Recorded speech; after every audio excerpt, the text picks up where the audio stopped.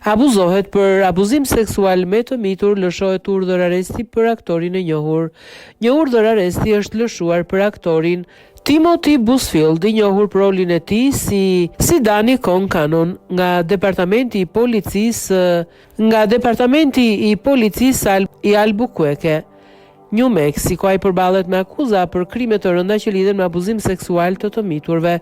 Sipas urdhrit të siguruar nga revista People, 68 vjeçari përballet me 2 akuza për kontakt seksual me një të mitur dhe një akuzë për abuzim me fëmijë.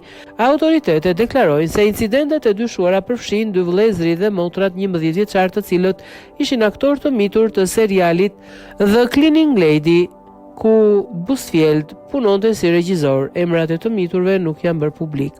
Sipas dokumentave gjyqësor, njëri nga 2 fëmijë dyshohet se ka deklaruar se incidentet filluan kur ai ishte vetëm 7 vjeç. Hetimet janë ende në zhvillim e sipër, ndërsa autoritetet nuk kanë dhënë detaje shtesë mbi procedurat e mëtejshme.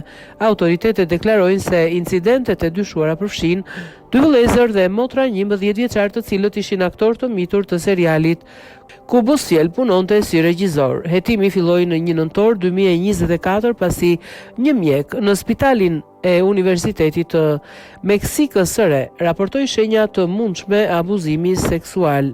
Prindërit e fëmijëve thanë se ata e takuan Busfield në sheshgjerimin e serialit, ku sipas urdhrit të arrestit, regjisori dyshohet se zhvilloi një marrëdhënie më të ngushtë me ta pasi u bashkua prodhimit. Dokumenti i gjykatës gjithashtu tregon se Busfield dyshohet se kërkoi fëmijëve ta quanin xhaxhai tim. Prindrit raportuan gjithashtu se ishin informuar për thashëtheme të mëparshme mbi sjelljen e tij të papërshtatshme ndaj grave dhe të miturve.